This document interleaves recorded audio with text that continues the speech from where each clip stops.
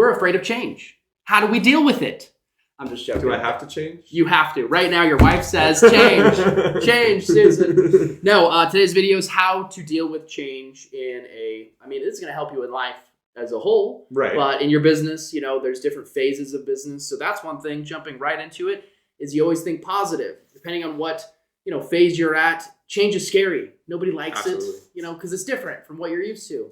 It's the unknown. It's the abyss, right? I think the big word for me is embrace. Like, you just embrace the change. Like, don't come at it at a point of, I hate this, or I can't believe this. Like if you lose somebody on your team, or if you have a massive experience happen, or if you change over a CRM, whatever it is, right?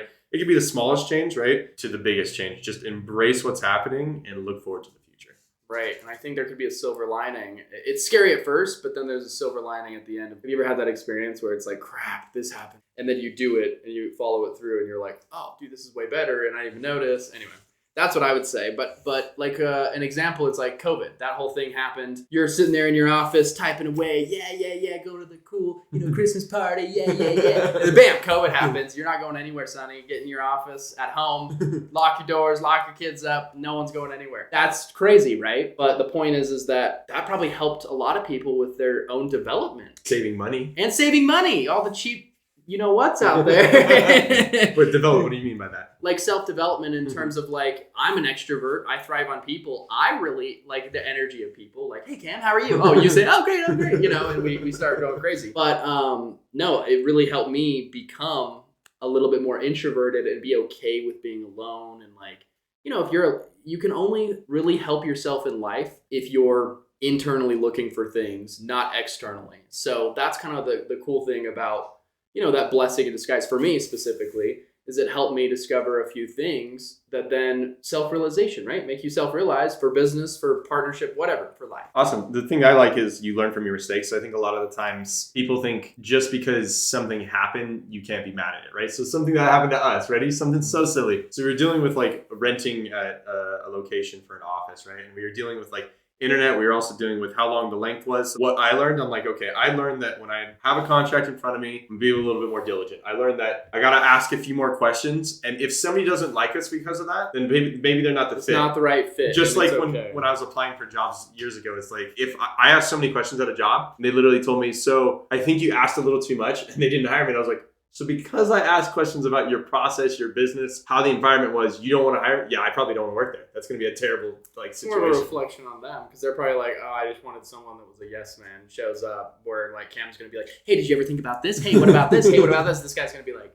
oh, man, you're right, but I'm lazy. I don't want to. You learn from your mistakes and learn from those and grow to deal with positive change. Yes, and then utilizing how to grow. How to grow is, I would say... What do you mean by that? I know, right? Let me explain. So I would say how to grow in the sense of, a lot of it, in my opinion, is your mindset. It's just like a growth mindset of, hey, okay, crap, this is happening. Okay, put it aside. How do we deal with it? And just like, kind of a resolution, kind of mindset. Who's that famous actor that did the soccer show? Ryan Reynolds. He literally just attributed his whole success to that, is actually just being like resilient, asking questions, and how to grow. Like, that's kind of his whole thing. But it's kind of fascinating. I just read that today. That's awesome. One thing that I think that I've already started trying to implement it, and I know it's going to be beneficial, but we get scared at times. Communication. Just one thing that I did this week. I was like, all right, I'm going to make sure that everyone on my team knows where I'm going and what I'm doing. I'm going to talk to Rye about it, and I'm going to make sure that he knows like my next steps and try to give him more weeks and more time. Also with our clients, giving more touch points, saying, hey, happy birthday, Merry Christmas, Happy New Year, and doing these things, because communicating, it feels ugly. Like, it really does. Like, texting and bothering like you as my business partner, I'm like, oh dude, I don't know what he's doing. But like, after I do it, I'm like, dude, I should have texted Ryan. I could have got this freaking answer 2 hours ago. Why didn't I just text Ryan? And I get so mad at myself. Yeah, you start second guessing, thinking about it. No, and communication is really key when it comes to like any part of life, right? I mean, any relationship, anything. And again, like Cam said, it's like, it feels awkward, but it's like repetition, right? Just how do we actually do it with repetition? Then it feels normal. That's the norm. One thing I want to say is something that helps me is is if you really want to be better, do better, I would say have a value mindset as well. It's how much value can I provide? It doesn't matter. How can I be better at communication with Cam, with anyone? How can I add more value? This is where you need to figure out, hey, what does Susan care about? What does Cam care about? Cam really is a person that cares about, hey, how are you doing, Cam? Are you doing okay? Oh, he cares about me. You know, those types of things, they're simple, but it's just if you do that with communication, then that person cares, right? They know you care and it's a full circle. That's something is in our space of web SEO consulting. I mean, I just hate the word consulting because in my mind, it's like, oh, consultant, they're going to give you, a grandmaster plan. Okay, give us $50,000. Okay, good luck. There's your plan. You go do it. It's like, dude, if I had the budget, the people, and the know-how, I would have been doing this all along. So it's kind of just like, how much value can we add? And that's where another thing is SEO. A lot of people say they do SEO. That's why we'll always say this, true SEO, doing all of it on a consistent basis with an ever-evolving strategy. So let's finish with SEO because I want to build off of that. Dealing with change, when you have somebody ask you about something new in your business that you've never done, right? I talked to a guy today and he was like, hey, have you ever pushed SMS to your clients, like SMS marketing? I was like, oh yeah,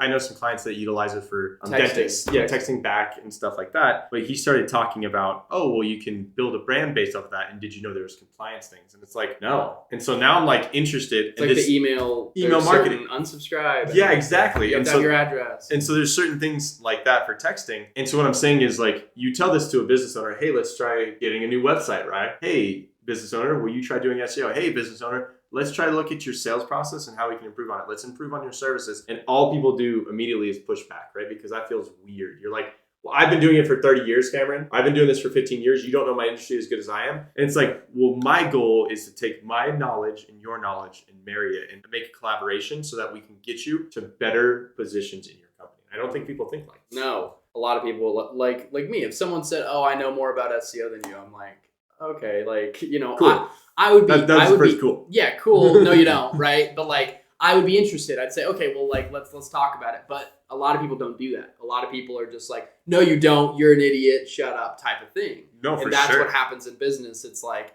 if you were to even say, oh, dude, I know so much about this one, whatever it is in marketing. Right. Hey, Mark, I could get you more sales in your business. And we know how to do it through web, SEO, online, social media, all that stuff, right? And they would be like, no, you don't. And that's what's crazy is like, you need to have and those are the people we don't work with, right? We only want to work with people who understand, hey, I'm okay to learn new things, grow. And business is A/B testing. Did you start your business and just, oh, I opened shop and everyone started coming in and I'm a millionaire? No, Never. It takes years. You got to, okay, do I do a yellow tag, a green tag, a blue tag? Like, you got to do a lot of different A/B testing. Yeah, and you learn off other people's experience. And I think that's how you deal with change. Yeah, that's exactly how you deal with change. So learn how to change today.